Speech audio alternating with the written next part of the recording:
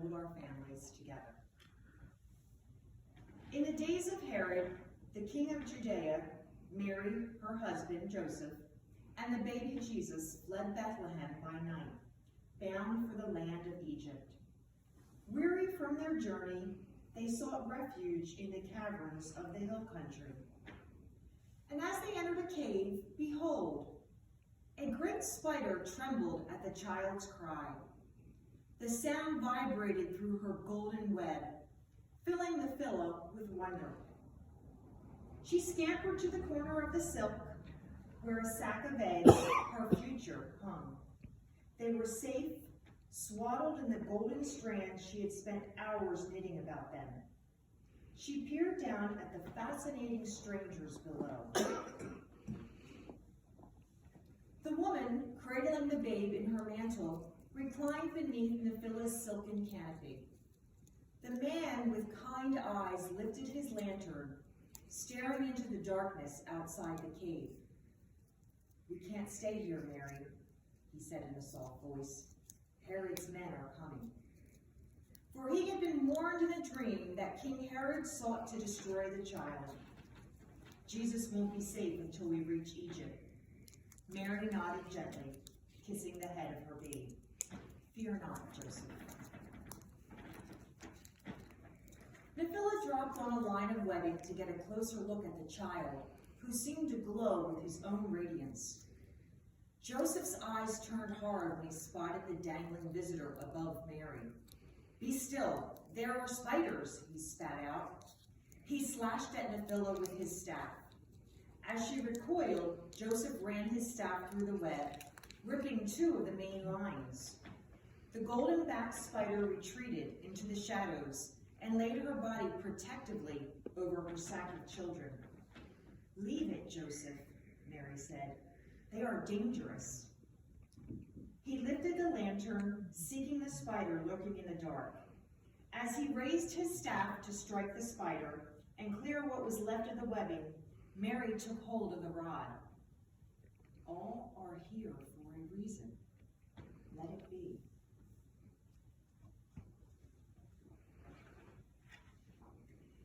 Now at the hum of the woman's voice, Nephila relaxed but dared not leave the shadows. She rubbed her 2 front legs together, wondering how she would ever repair the shredded web. "Rest, Joseph." Mary patted the ground beside her. Joseph lay next to the child and threw his cloak over the 3 of them. And behold, wails of anguish and the final cries of babies floated through the night. Nephila stiffened at the sound of the wails on the wind. "Poor children," Joseph said. "The soldiers are close."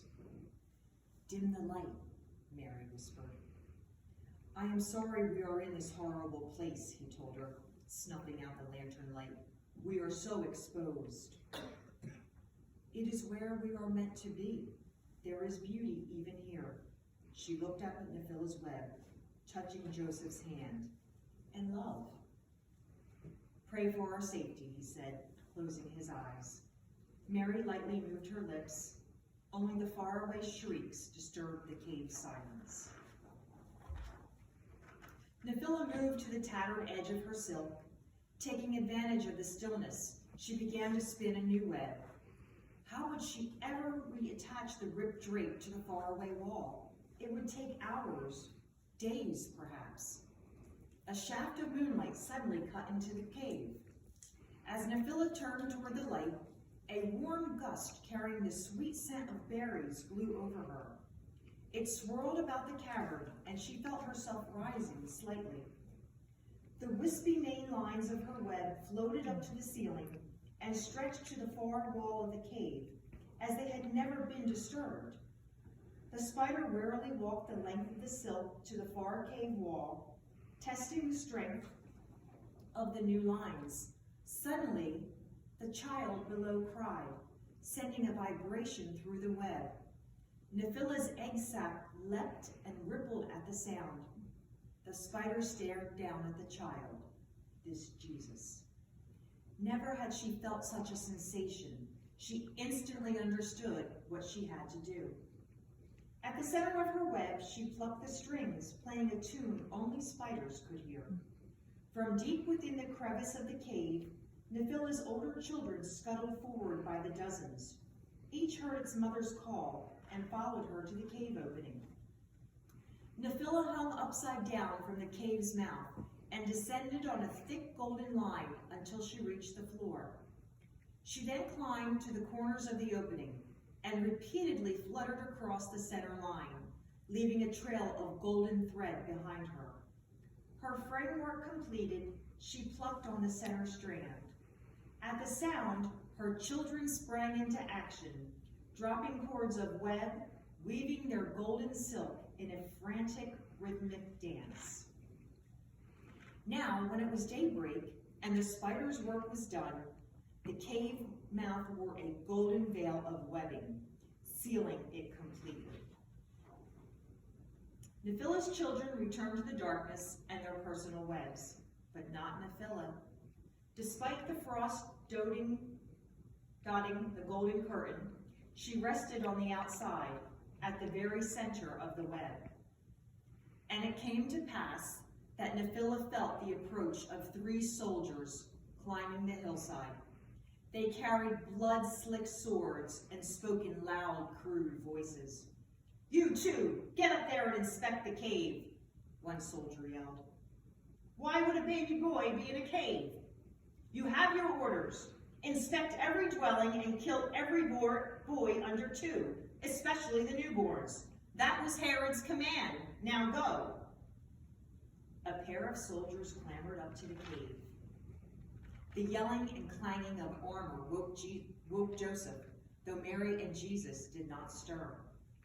In silence, Joseph fetched his staff and held it high, ready to defend his family. The golden screen blocking the outside world puzzled him. On its thick gauze, he observed the shadow of 2 huge soldiers, one waving a sword. Joseph tightened his grip on the staff.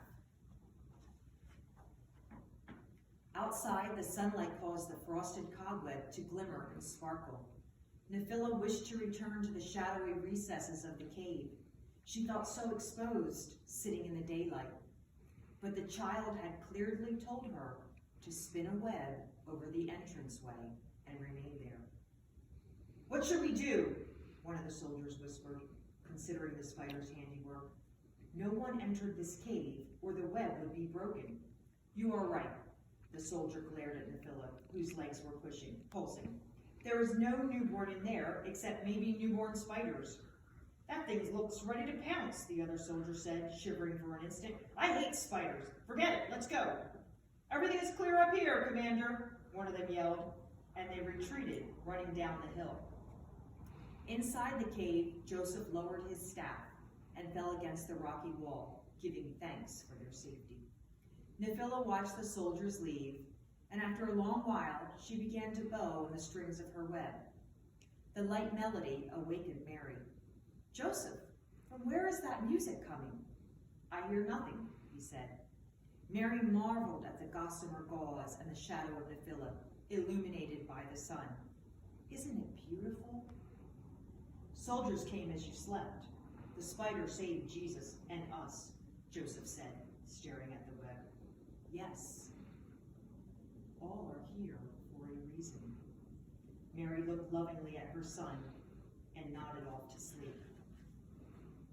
Jesus, Mary, and Joseph remained in the cave another day before taking their leave. They pulled back a piece of Nephila's golden curtain to pass from the cave, and the child's hand grazed the web as they hastened to Egypt. And it came to pass that Nephila withdrew to the cave, where she tenderly embraced her egg sac until the last of her spiderlings came forth. Soon after, she repaired the golden curtain at the entryway and spent her days at its center. Basking in the sunlight, she awaited the return of the child with the sweet cry she could never forget. Even today, golden silk orb weavers, the children of Nephila, can be found on their webs in the sun, waiting. And theirs is considered the most precious of all spider silk. Nephila's gift to the Christ child is remembered in the sparkling tinsel that drips from evergreens all over the world at Christmas time. Poles, Ukrainians, and other Eastern Europeans have a tradition of placing spider ornaments on Christmas trees to commemorate the spider that saved Christmas. So next time you see some twinkling tinsel or a spider ornament lurking in a tree branch, think of Nephila, who, though small and feared, met divinity and reflected his light as only she could. Like each of us, she was there for a reason.